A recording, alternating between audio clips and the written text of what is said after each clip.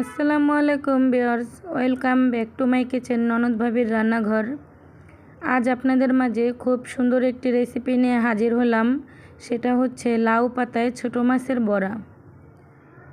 দেখতে কিন্তু খুবই অসাধারণ এবং সুন্দর হয়েছে। আপনারা বলবেন ঠিক কেমন হয়েছে কমেন্টসের সাহায্যে।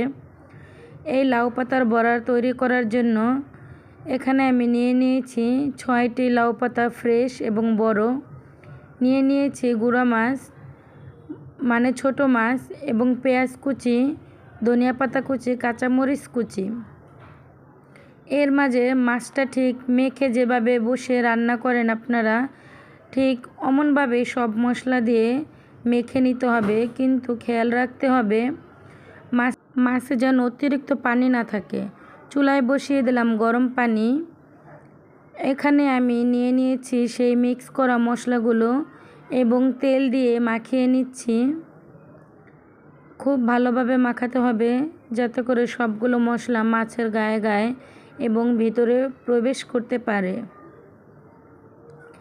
দেখুন মাখানো হয়ে গেছে। এখন আমি পাতাগুলোকে গরম পানিতে চুবিয়ে নিচ্ছি। সেদ্ধ করে ফেলবেন না, পাতাগুলো যাতে সফট হয় সেভাবেই আপনার গরম পানিতে চুবিয়ে নিতে হবে। একে একে আমি সবগুলো পাতা এভাবে চুবিয়ে নিব।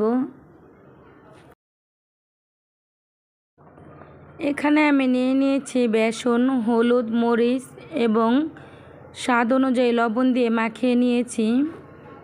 এই বেসনেই আমি পাতাগুলো ভেজে নেব। এখন আমি ভেজানো পাতা থেকে একটি একটি করে পাতা তুলে নেব এবং বড়াগুলোকে সাজিয়ে নেব।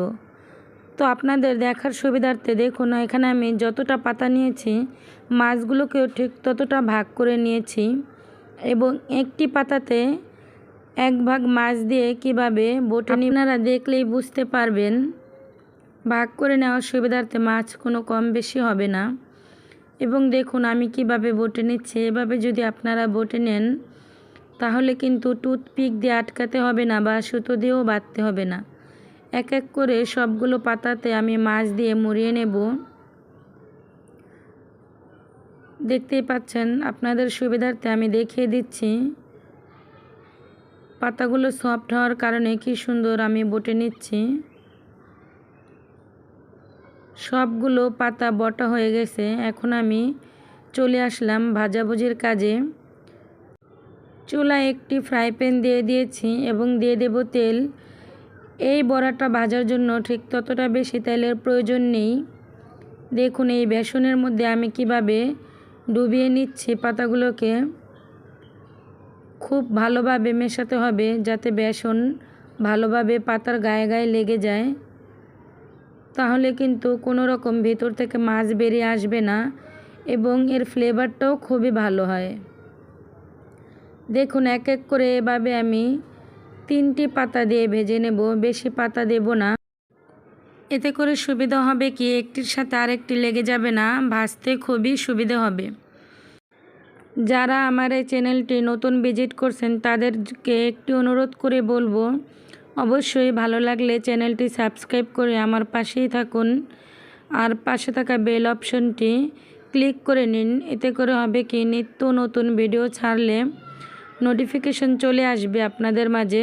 আর যখনই আমি কোনো ভিডিও আপলোড করব তখনই আপনারা দেখে নিতে পারবেন। এভাবে আমি এক পাশ করে ভেজে নিচ্ছি। চুলার আঁচ কিন্তু বেশি বাড়ানো যাবে না, তাহলে উপরটা পুড়ে যাবে এবং ভেতরটা কাঁচা রয়ে যাবে।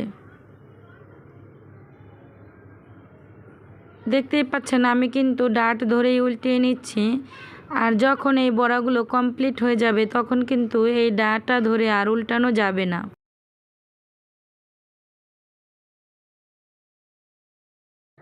আপনারা নিশ্চয়ই দেখতে পাচ্ছেন তেলগুলো কিভাবে টকবক করছে।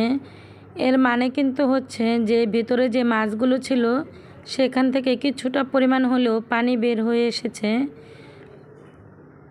দেখতেই পাচ্ছেন বড়াগুলো ভাজা হয়ে গেছে। এখন একটি প্লেটে কিচেন টিস্যু দিয়ে উঠিয়ে নিচ্ছি।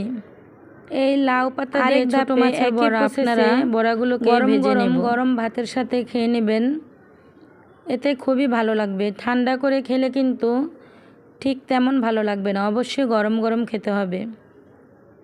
যারা এতক্ষণ সময় নিয়ে ভিডিওটা দেখলেন এবং ফুল ওয়াচ টাইম নিয়ে দেখলেন তাদেরকে অসংখ্য ধন্যবাদ। অনেক আপুরা কিন্তু ভিডিওর শুরুতে একটু দেখেই একটি কমেন্টস করে চলে আসে যে আপু ফুল ভিডিও দেখে নিয়েছে কিংবা ভালো লেগেছে। আসলে এই ধরনের প্রতারণা কমেন্টস কেউ করবেন না, দেখলে অবশ্যই ফুল ভিডিওটি দেখবেন। এতে করে আপনার এবং আমার দুজনের এই চ্যানেলের জন্য খুবই ভালো হবে। ইউটিউব স্টুডিও কিন্তু এগুলো অনেক ফলো করে যে আপনি কয় মিনিট ওয়াচ করে ভিডিও দেখে কমেন্টস করলেন। আমি আরেকবারও আপনাদের কাছে ছোট্ট একটি লাইক চেয়ে নিচ্ছি। যদি আমার এই ভিডিওটি ভালো লাগে অবশ্যই লাইক দিয়ে দিবেন এবং চ্যানেলটি সাবস্ক্রাইব করে আমার পাশেই থাকুন।